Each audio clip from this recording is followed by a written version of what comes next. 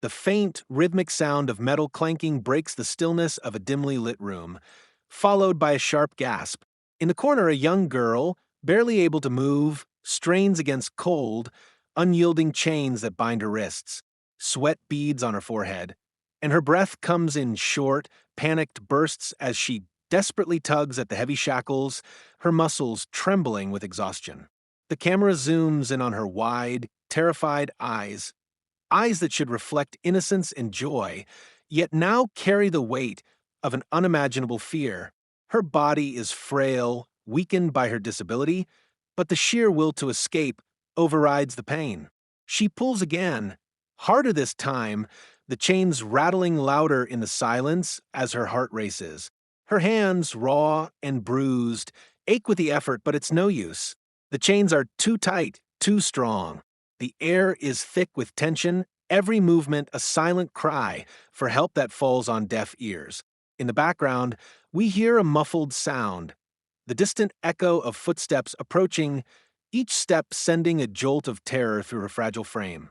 The daughter's breathing quickens, her eyes darting towards the door as if she could will herself out of the situation. The sense of helplessness is overwhelming.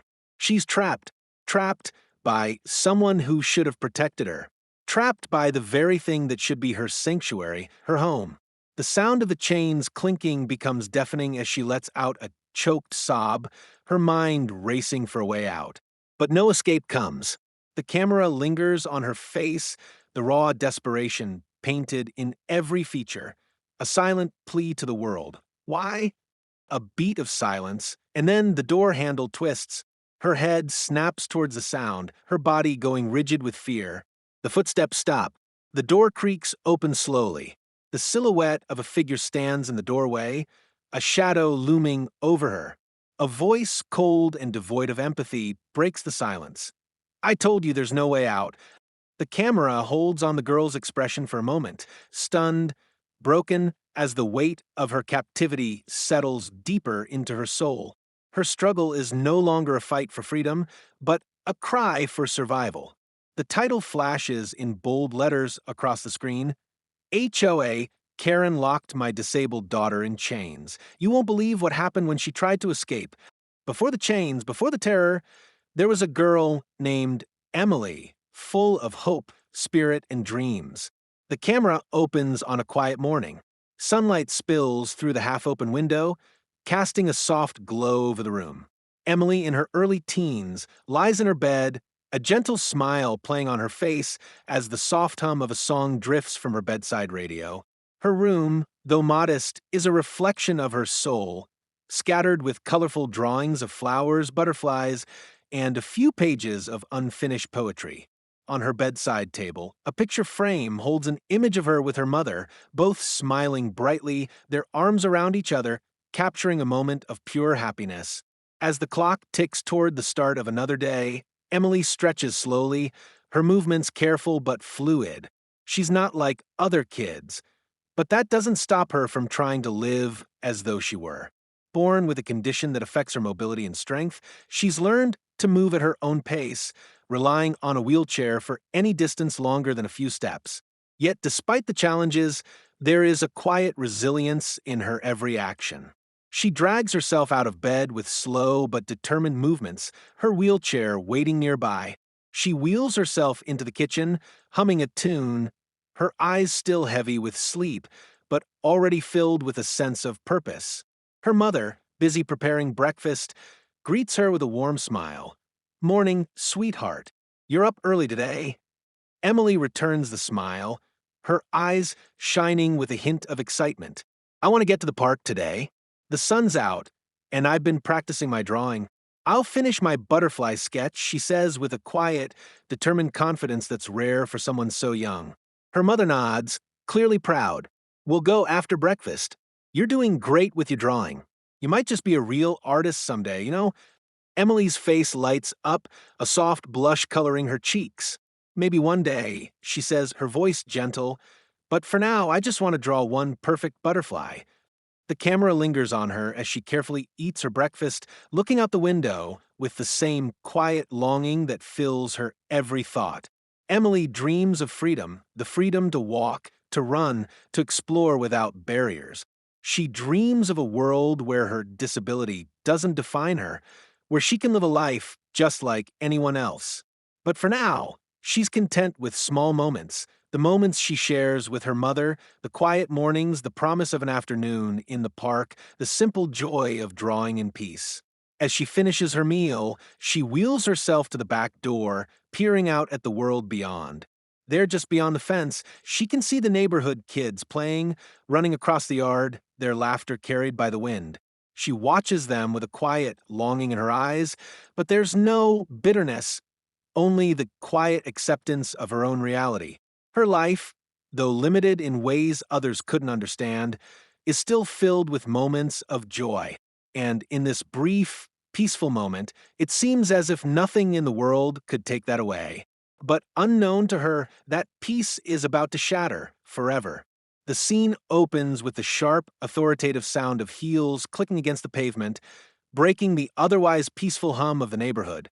Karen, a woman in her late 40s with a steely gaze and an air of self-importance, strides down the sidewalk. Her posture is rigid, her movements calculated, each step a reminder of the power she believes she holds in this tight-knit community. She wears a designer blazer, an oversized pair of sunglasses, and carries a clipboard, as though her very presence commands respect. This is no ordinary resident of the neighborhood. She is the HOA president, and she takes her role far too seriously. As Karen approaches the front yard of Emily's house, she pauses, her eyes narrowing at the well-tended lawn, the flowers blooming brightly in the garden. But it's not enough. Nothing ever is. She jots something down on her clipboard, her expression a mix of scrutiny and distaste. Her gaze shifts to the house itself, judging every detail, the paint on the fence, the size of the shrubs. A faint smirk forms on her lips as she turns to one of her loyal neighbors, a woman standing nearby, who watches Karen's every move with fearful compliance. "Did you see this?" Karen's voice cuts through the air like a blade, her tone sharp and condescending. "I'm getting complaints about this property. The daughter spends too much time in that wheelchair, and her mother's been lax in maintaining the standard here. It's unacceptable." Her words drip with judgment, a subtle but unmistakable suggestion that she sees Emily's disability as a stain on the neighborhood's image. "I'll be addressing it," she adds coldly, as though there's no need for further discussion. The neighbor shifts uncomfortably, but says nothing, knowing better than to cross Karen. With a satisfied nod, Karen moves on, her heels clicking louder with each step, leaving a trail of discomfort in her wake.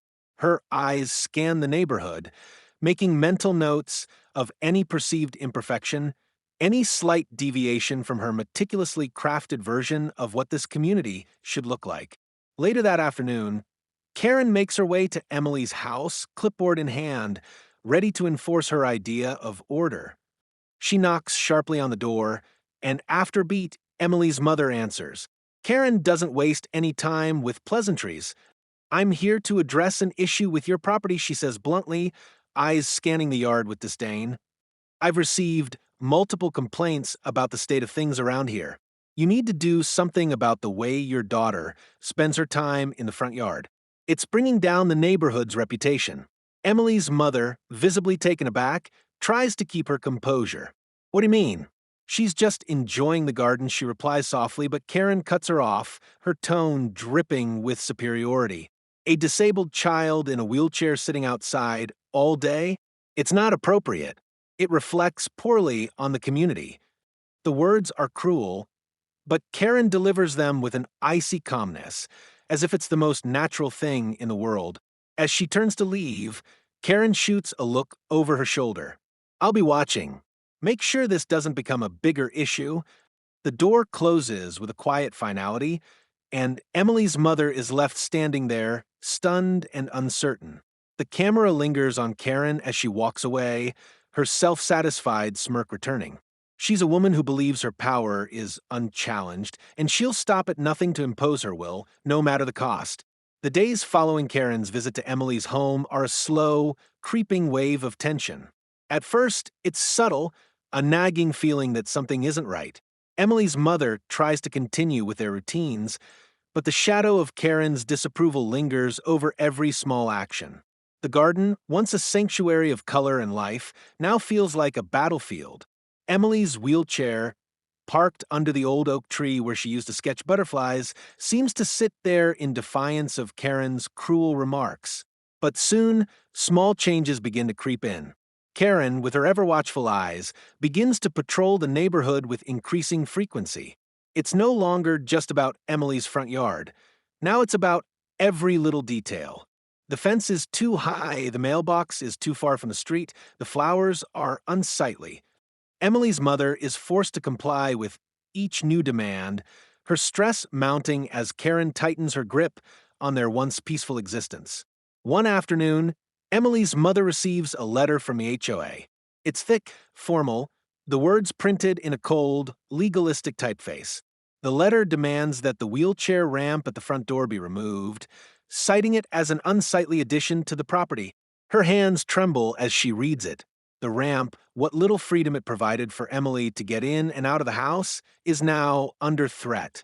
She can feel the weight of the injustice pressing down on her, but she knows she has no choice but to comply. If she doesn't, the HOA will fine them, possibly even take legal action. The fear of what might come next settles in her stomach like a cold stone. Meanwhile, Emily has noticed the change in the atmosphere around her. Her once vibrant world is starting to shrink both physically and emotionally. She no longer feels the warmth of the sun on her face in the front yard. She's restricted to the shaded porch now, where the world feels distant and cold. Her sketches, once full of color and life, are now faded and incomplete. The joy she once found in drawing is slowly draining away, replaced by a sense of confinement she cannot escape. She overhears her mother on the phone, her voice low and strained, speaking in hushed tones to someone, probably a lawyer, about the HOA's latest demands. Emily can see the toll it's taking on her mother, the way her shoulders slump as she hangs up the phone. But there's nothing they can do. Karen's power seems absolute, and it feels as though the walls are closing in on them, one small restriction at a time. The following week, Karen appears again. This time, she has a more sinister request. She wants the wheelchair to be kept inside the house at all times. "It's an eyesore," she says coldly, her gaze sweeping over the porch as if Emily herself were a blemish on the neighborhood's pristine image. "If you're going to have that girl outside, at least make sure she's not visible to the rest of us." The words sting like a slap, but Emily's mother tries to remain calm. She attempts to explain that Emily needs the wheelchair to get around, that it's not just some decorative item, it's a necessity. But Karen doesn't listen. She only nods, scribbling something on her clipboard with that same self-satisfied expression. "I expect this to be taken care of by the end of the week," Karen says, turning on her heel and walking away without another word. As the days pass, the atmosphere grows increasingly oppressive. Emily is forbidden from sitting outside, a simple joy she's had for so long. Her mother, exhausted from the constant demands, is now too afraid to protest. Every day feels like a series of small defeats.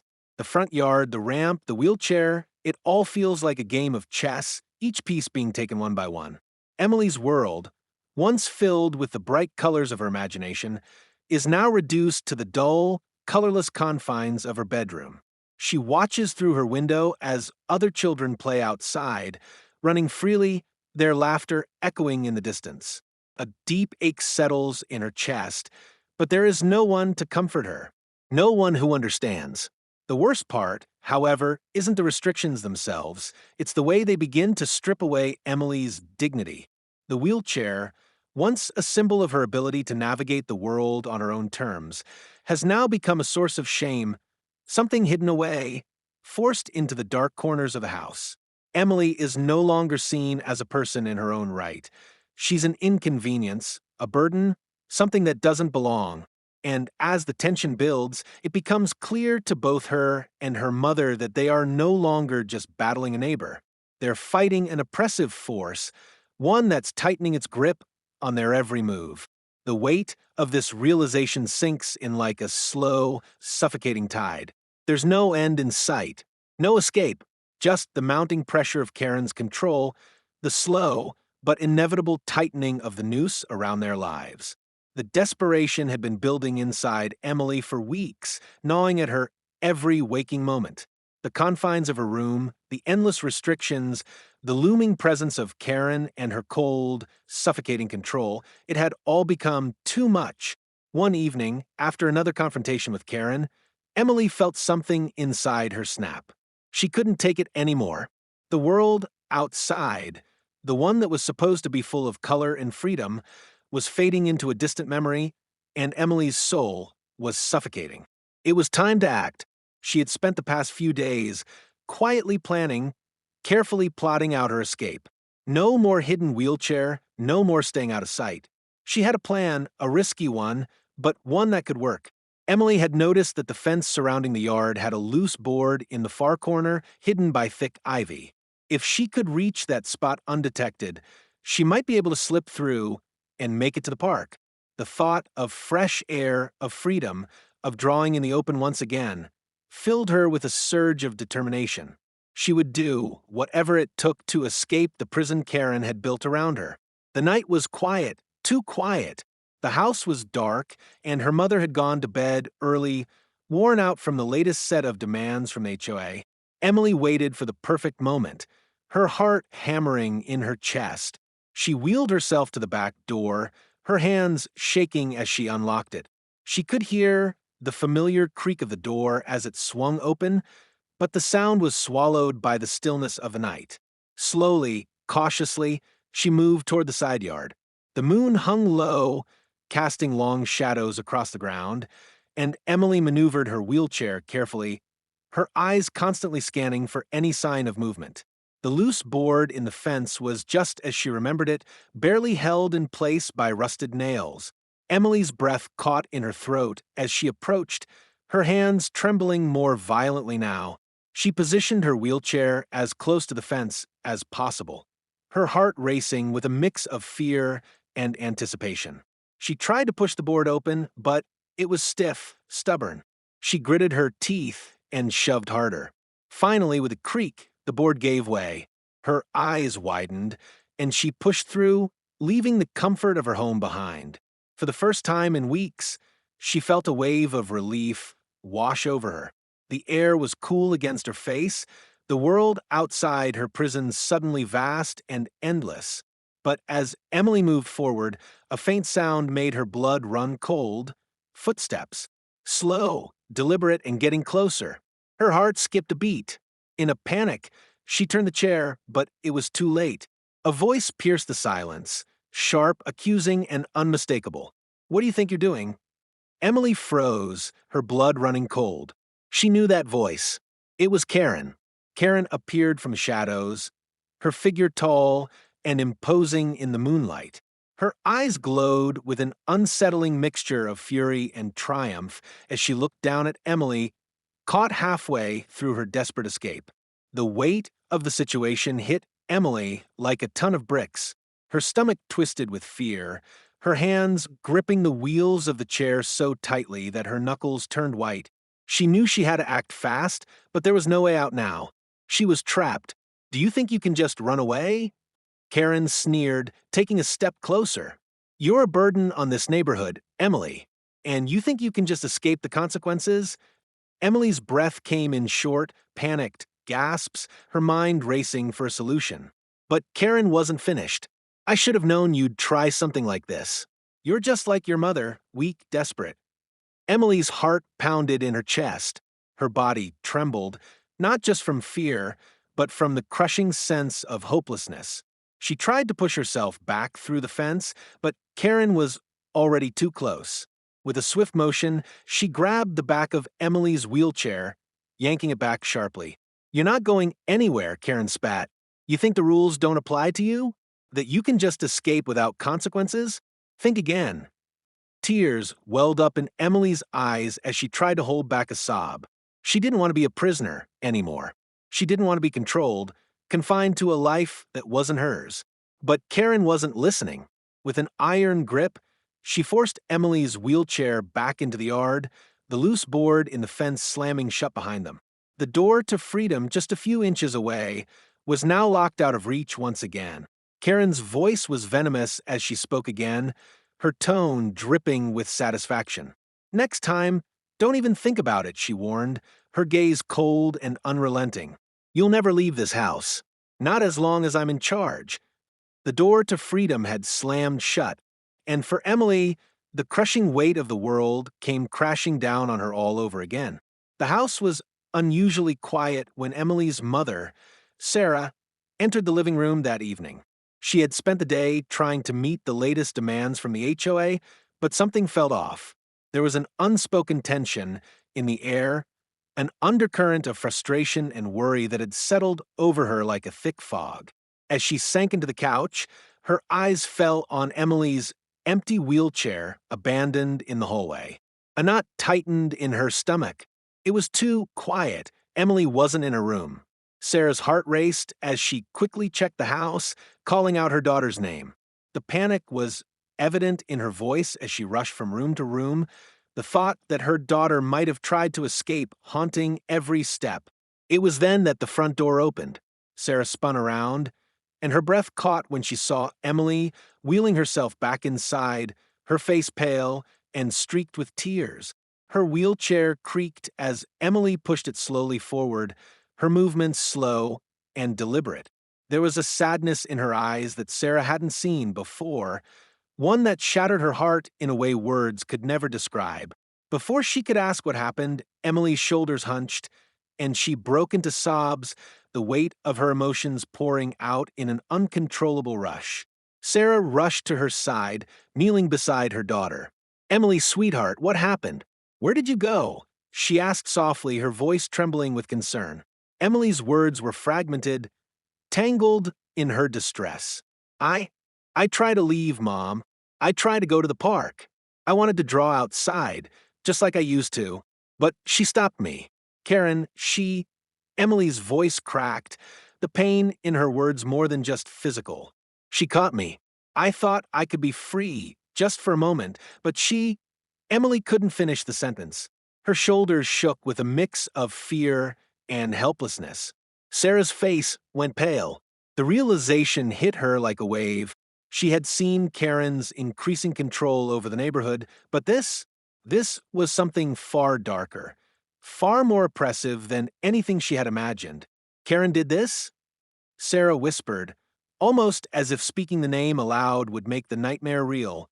Emily nodded, her tear-streaked face turned toward her mother.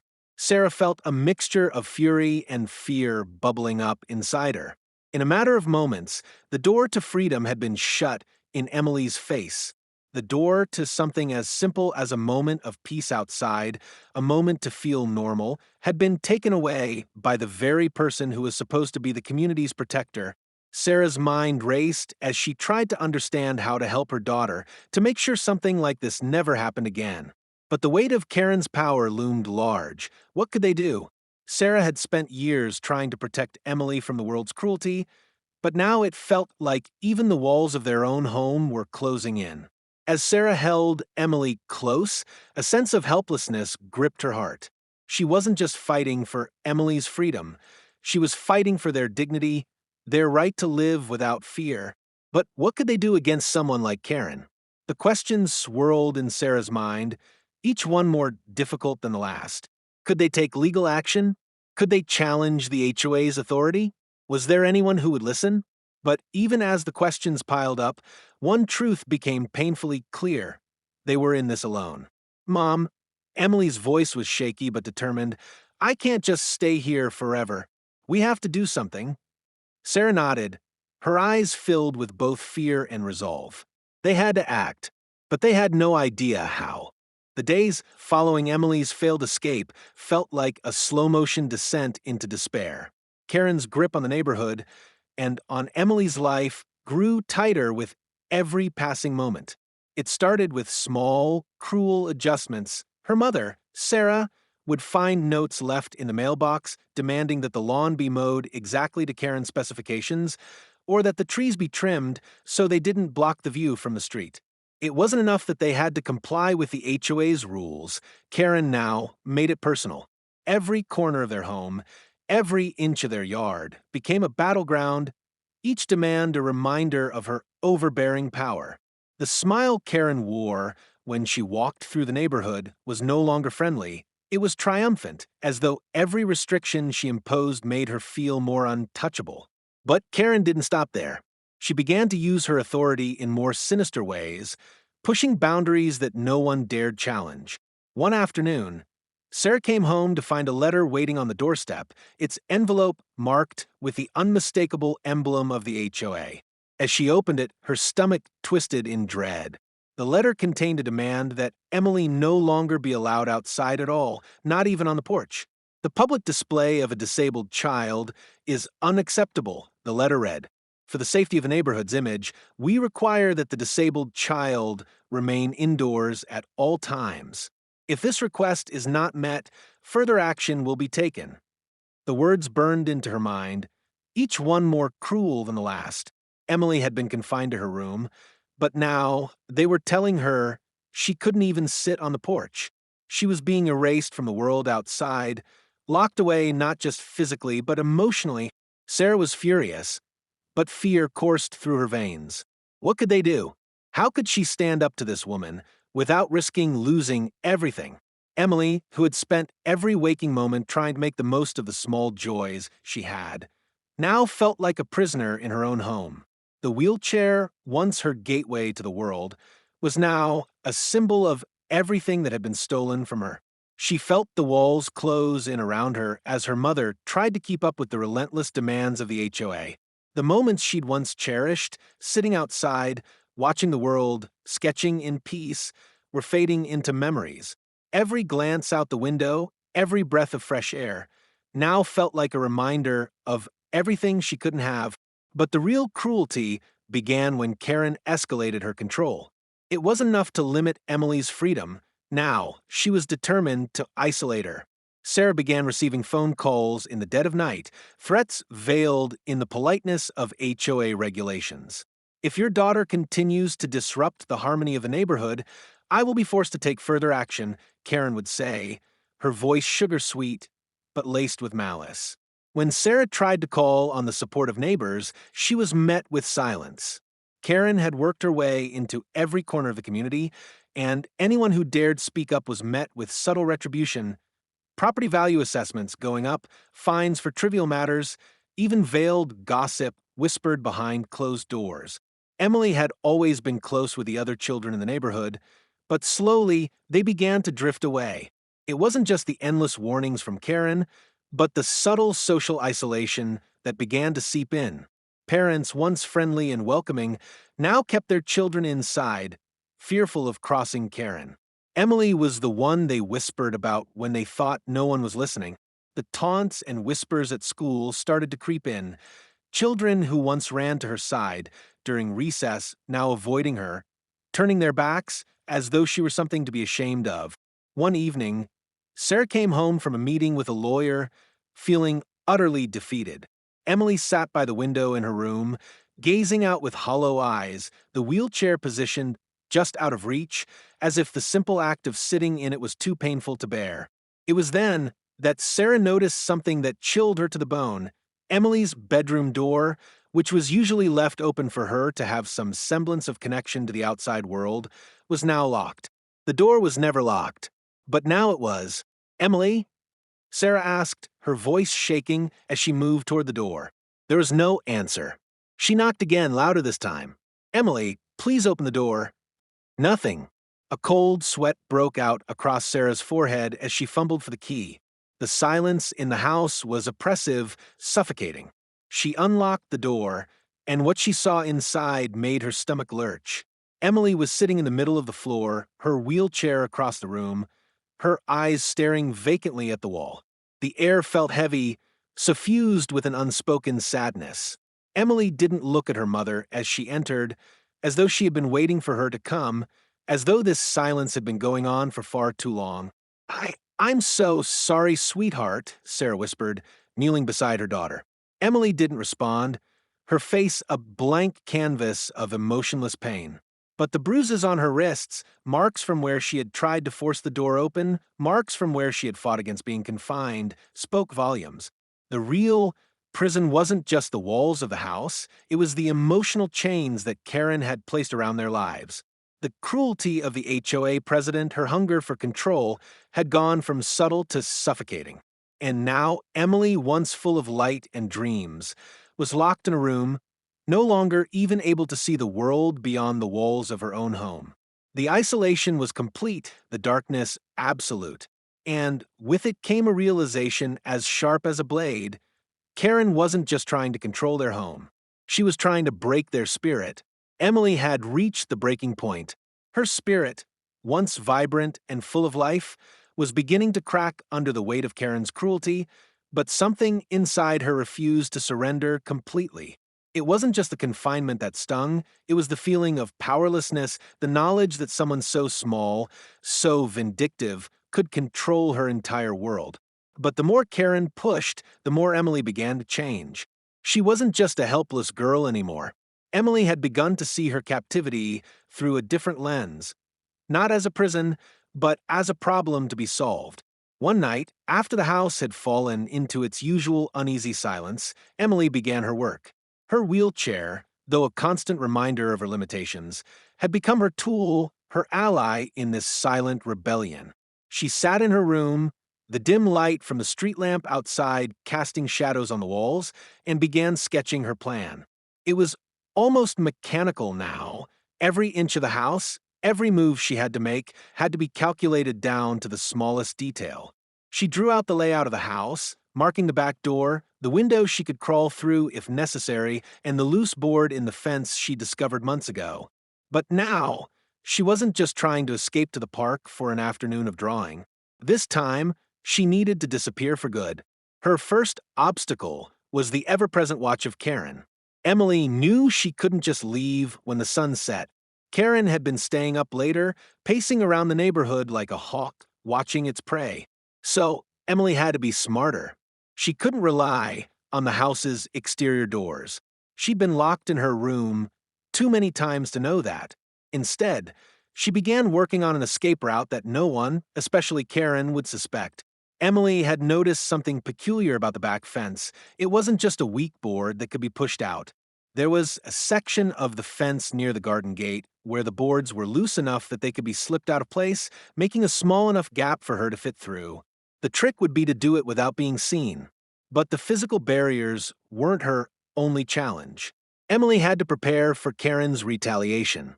Sarah was now so worn down that she wouldn't be able to protect her if things went wrong. If Emily was caught, there would be no one to step in. So, she decided to enlist help. Quietly, without raising suspicion.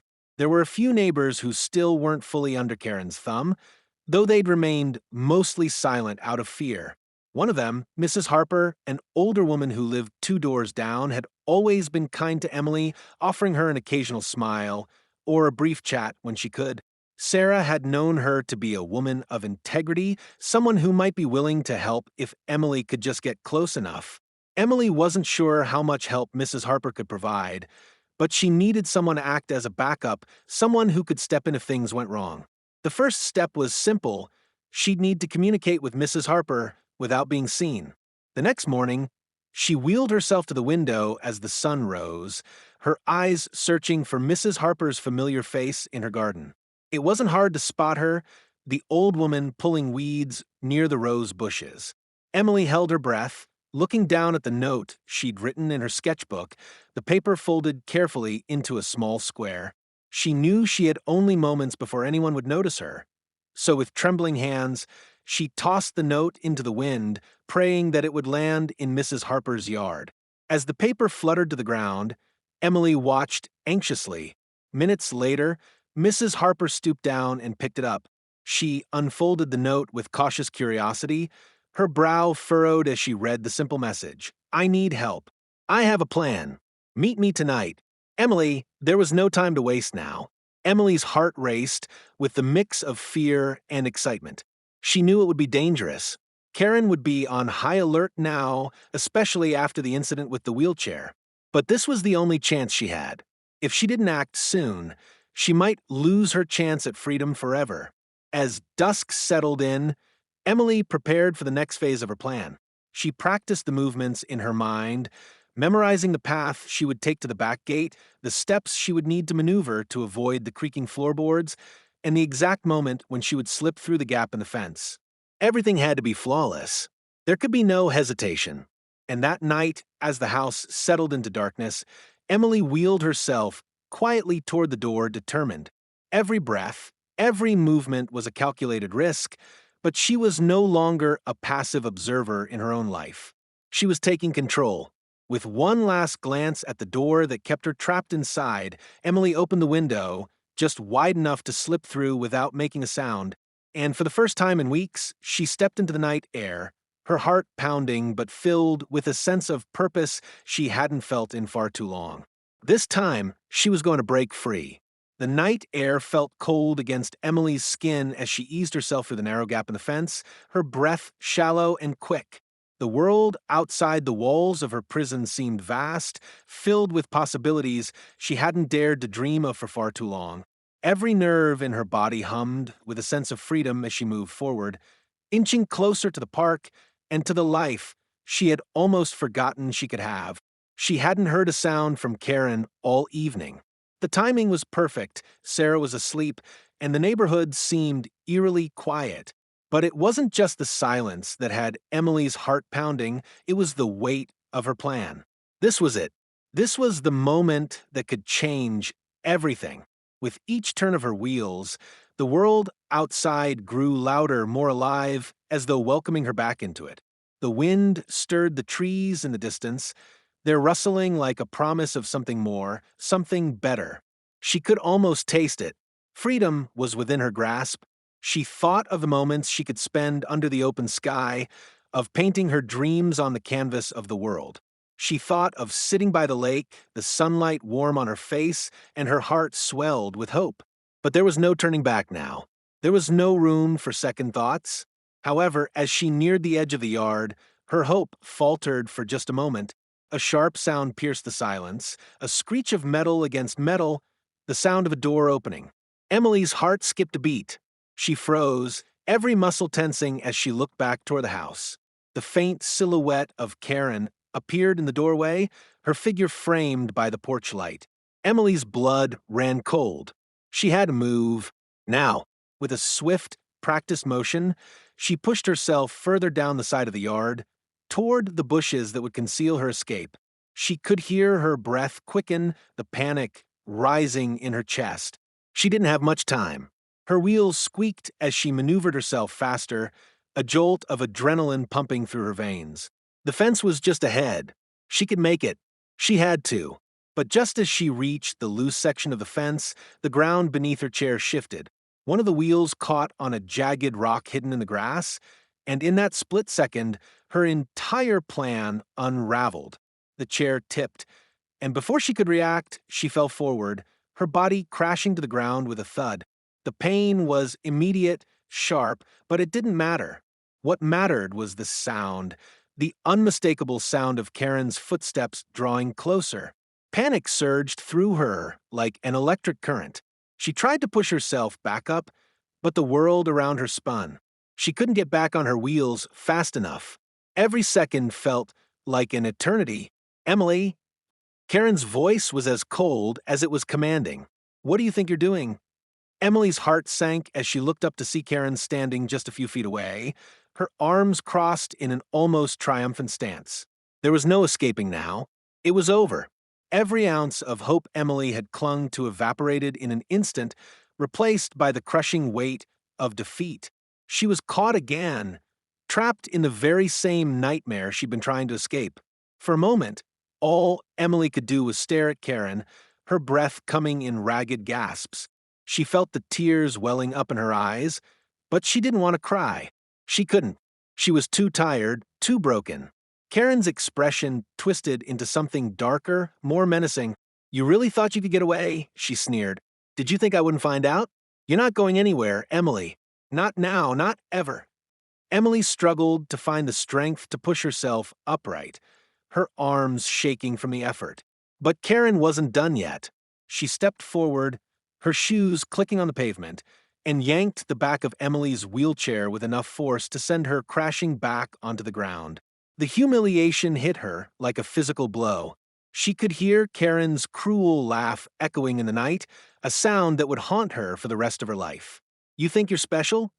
Karen continued, her voice a low, mocking drawl. "You're nothing, just a burden. You'll never get out of here, you hear me? Never." Every word felt like a slap in the face, and Emily couldn't stop the tears from spilling over. She wasn't crying because of the physical pain, it was the emotional weight, the hopelessness that crushed her. Every inch of freedom she had fought for, every moment of strength she had gathered, had been ripped away in an instant. Karen's grip tightened on the wheelchair, dragging it away from Emily as if she were nothing more than a rag doll. "I'm going to make sure you stay right where you belong. You think I won't? You think you can escape from me?" Karen's voice was low and venomous, filled with an awful certainty. Emily's mind raced, her body still trembling on the ground. She couldn't breathe. The world had closed in on her, and all she could feel was the suffocating weight of Karen's power, her control. The fear of never seeing the outside world again, of being locked in this cage forever, made her heart ache with a pain she couldn't describe. She had failed. Worse, she had failed herself. "I told you," Karen said, her voice cold and final, "you're mine now, and there's no escaping me." For a long moment, Emily just lay there, defeated, unable to move. She didn't know what was worse, the fear of never being free again, or the realization that Karen's hold on her life had only grown stronger. The dreams of escape had shattered, and with them, any hope she had left. And as Karen turned to walk away, leaving Emily crumpled on the ground, the finality of it all hit her. It was over. There was no way out. Not this time. The tension in the house had never been thicker.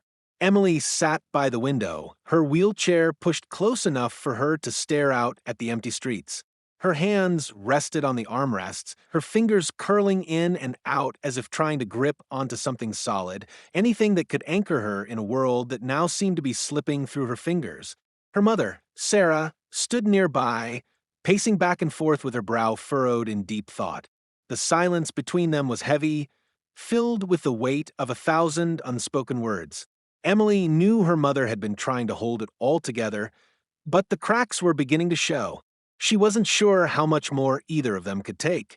Then Sarah stopped in her tracks, her face set with newfound determination.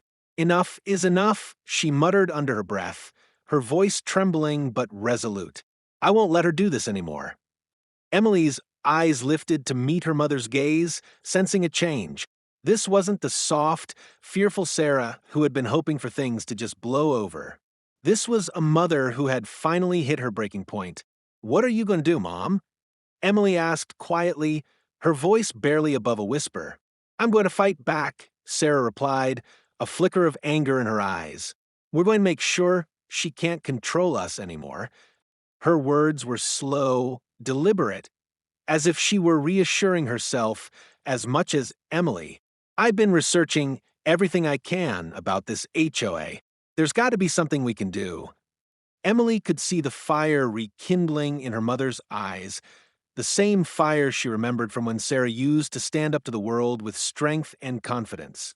It had been dimmed, swallowed by fear for far too long, but now it was returning in full force. With that spark of hope came a plan, one that wasn't just based on empty words or wishful thinking. Sarah had contacted a lawyer, someone she trusted, who specialized in civil rights and HOA disputes. The lawyer's name was Mark Lewis, a seasoned attorney known for taking on the types of cases most people wouldn't touch. When Sarah explained what had happened, his voice had grown serious, and he promised her they would find a way to fight this. He had assured her that Karen's actions, locking Emily in her room, restricting her freedom in such a blatant way, were more than just cruel. They were illegal. The next morning, the family gathered in the living room, huddled together as if drawing strength from one another. Sarah had made a list of everything they needed to do: gather evidence, speak to other neighbors, and, most importantly, take action. As she spoke, Emily listened carefully, her heart beating faster with each passing moment. It was time to take a stand. They couldn't let Karen continue to tear their lives apart. "I'm calling the police," Sarah said firmly, her voice cutting through the air like a blade. "We have to report what happened last night. Karen can't keep threatening us like this." Emily nodded, though a knot of fear twisted in her stomach. The police could help, but there was always the lingering question of whether Karen would somehow find a way to weasel out of it, to manipulate the situation so that they would remain powerless. But Sarah was right. They couldn't keep letting Karen walk all over them. If they didn't stand up now, they would never be free. The conversation shifted toward gathering evidence. The lawyer had advised that they document everything, every interaction, every threat, every infringement on their rights. Sarah grabbed her phone, scrolling through her photos of the notes Karen had left in their mailbox, the letters from the HOA, the bruises on Emily's wrists from when she tried to escape. They would compile everything, create a record that couldn't be ignored. If this was going to work, they needed to hit Karen where it hurt, with the truth. Later that day, as the family prepared to confront Karen in person, the tension reached a boiling point. Emily's stomach churned with anxiety, but there was a small flicker of hope deep inside her, a hope that hadn't existed before. Maybe, just maybe, they could bring an end to this nightmare. Maybe Karen's reign of terror was about to come to an end. When Sarah and Emily arrived at Karen's house, they were met with the cold, calculating stare of the HOA Karen herself. Her eyes narrowed when she saw them standing on her doorstep, but there was no turning back now. "What do you want?" Karen snapped, her tone dripping with disdain. "We want to talk," Sarah said, her voice steady but firm. "This ends now. You've crossed a line, and we're not going to let you get away with it." Karen's sneer deepened, but Sarah wasn't backing down. She reached into her bag, pulling out the papers, the evidence they had gathered, and shoved them into Karen's hands. "You've broken the law, Karen, and now there are consequences." The silence between them was thick with tension, but for the first time, Sarah felt a sense of power. This was their fight, and they were no longer going to cower. They had the truth on their side, and no matter how much Karen tried to intimidate them, it wasn't going to be enough. As Sarah stood tall in front of her, she knew there was no going back. This was the turning point, and for the first time, Emily allowed herself to believe it. They were going to win. The morning light poured through the blinds in Emily's room, casting long, soft shadows across the floor. But today, the sunlight felt different. Today, it didn't seem warm and comforting. Instead, it felt like an omen, bright, sharp, and filled with the heavy weight of what was to come. Emily had spent the entire night preparing for this moment, her heart racing with a mixture of fear and exhilaration. This wasn't just an escape anymore, it was the final act of defiance. If she failed now, she would never get another chance. Karen was still asleep. Emily could hear the faint sounds of her breathing through the wall, deep and slow, oblivious to the fact that today was the day everything would change. Emily's heart hammered in her chest, but she didn't let it distract her. She had one shot at freedom, and she couldn't afford to waste it. With a quiet determination, she maneuvered her wheelchair to the side of the room and began to work on her plan. The escape route she devised with such precision, the loose board in the back fence, the window that would be her only way out, was about to be tested. Everything had led to this. From the first moment she'd realized Karen's cruelty wasn't just a series of isolated incidents, to the sleepless nights spent carefully observing every movement, every moment of weakness in her captor's routine. Emily had pieced together the puzzle. She knew her only chance was to escape under the cover of darkness, to slip away like a shadow and leave Karen powerless. But as the house remained eerily still, a new wave of fear washed over her. What if she was caught again? What if Karen was already waiting for her, prepared to stop her, before she even had the chance to move? Emily closed her eyes, forcing herself to focus. No, she couldn't think like that. She had to move. She had to believe this was possible. With trembling hands, she opened the window slightly, just enough for her to slip through. It wasn't much, but it was enough. Emily positioned her wheelchair just by the ledge, her fingers gripping the frame tightly as she prepared for the hardest part of all, leaving the safety of her room, the only place that had felt like home for so long. As she gently pushed herself through the window, her body slipped into the cool morning air. She landed with a soft thud on the grass, the ground beneath her feet oddly comforting. For a brief moment, she was free. Free from the walls that had confined her, free from Karen's oppressive gaze. Her heart raced as she wheeled herself toward the back gate. She could almost taste it now, the sweet, intoxicating taste of freedom. She could hear her breath, shallow and quick, the sound of her heartbeat pulsing in her ears. But just as she reached the gate, her pulse faltered. The gate was locked. It was a cruel twist, one she hadn't anticipated. But in the back of her mind, Emily had prepared for this. Karen wasn't going to let her escape without a fight, and she'd known that. In a moment of panic, Emily quickly turned her wheelchair, looking around for another way out. Then she saw it, the section of the fence she had almost forgotten about, the one spot where the boards were loose enough to slide out with just a little pressure. She wheeled herself over, breathless, her palms slick with sweat as she pushed against the boards. With a sharp crack, they loosened. There it was, the gap she needed. Just as she began to push her chair through, a loud crash echoed from the house. The front door slammed open. Emily's heart dropped into her stomach as she heard Karen's voice, high-pitched and furious. "Where is she? Where is she?" Emily's pulse spiked. She had no time. Karen was coming. "Mom." Emily screamed, the words escaping her mouth before she could stop them. She hadn't meant to, but the terror that had built up inside her burst free, the sound of her mother's name ripping through the air. She immediately regretted it, knowing the one thing she had feared most was about to come true. The sound of Karen's footsteps grew louder, closer. The chase had begun. With a strength born of desperation, Emily threw herself through the gap in the fence, feeling the sharp would scrape against her skin as she fell onto the other side. She didn't stop to think, didn't stop to look around. She pushed her wheels as fast as she could, propelling herself forward with every ounce of strength she had left. The world was a blur of colors and sounds as she sped through the yard, toward the street, toward safety. But behind her, the sound of Karen's angry footsteps grew louder, the woman's voice shrill and relentless. "You can't run from me, Emily. I'll find you." The chase was on. Emily's mind raced. She could hear Karen getting closer, the shrill voice echoing in the quiet morning air. "You think you can escape me? You think you can just run away?" Karen's words were filled with venom, but Emily refused to let them break her. She had to push harder, faster. She had to get to the road. Then, just as Emily's arms began to burn with exhaustion, the distant hum of a car engine reached her ears. Her heart skipped a beat. It was Mrs. Harper, Emily's only hope. The neighbor had come through, as she had promised. The car screeched to a halt beside Emily, the window rolling down to reveal Mrs. Harper's concerned face. "Get in quickly." Emily didn't hesitate. She threw herself into the passenger seat, the car door slamming shut behind her. The engine roared to life, and they sped away, leaving the house, Karen, and everything else behind. From the rearview mirror, Emily saw Karen standing at the end of the driveway, her hands on her hips, rage painted across her face. But she was too late. Emily was already free.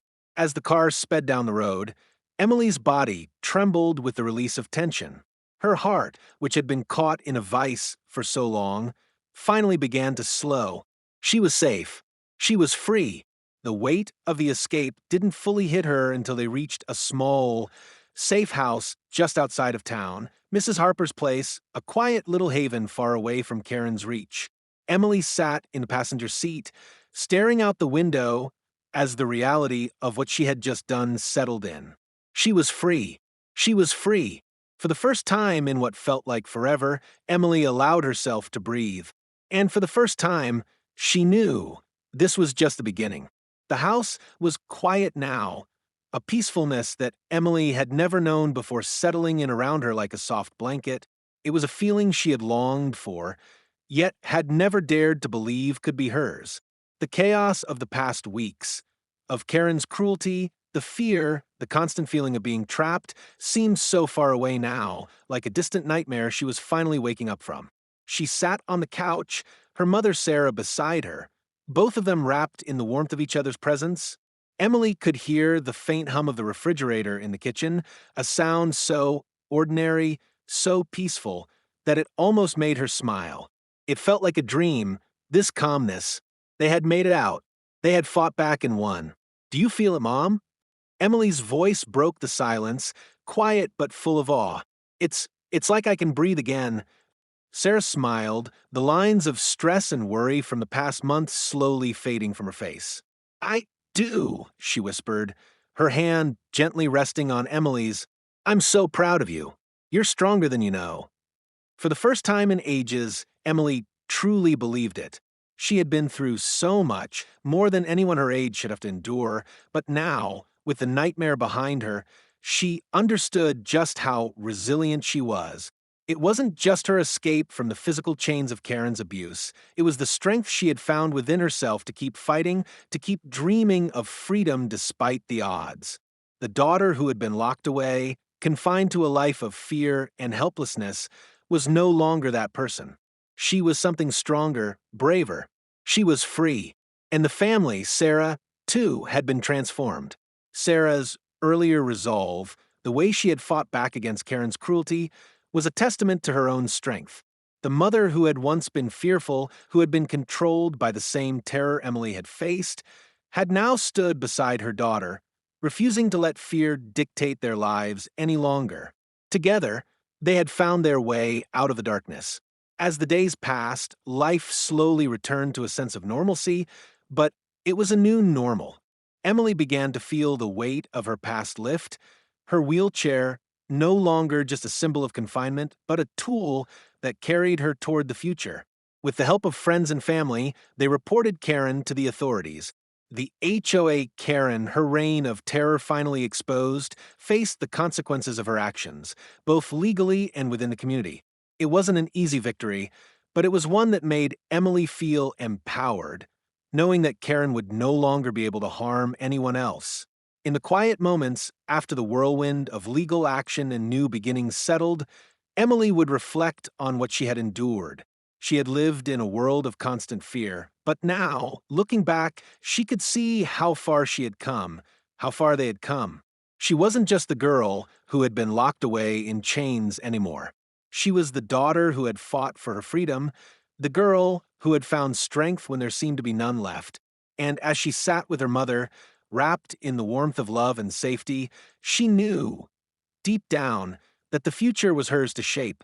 This was only the beginning. If you've been moved by Emily's story and want to see more dramatic, real-life confrontations unfold, make sure to subscribe to HOA Karen Shorts.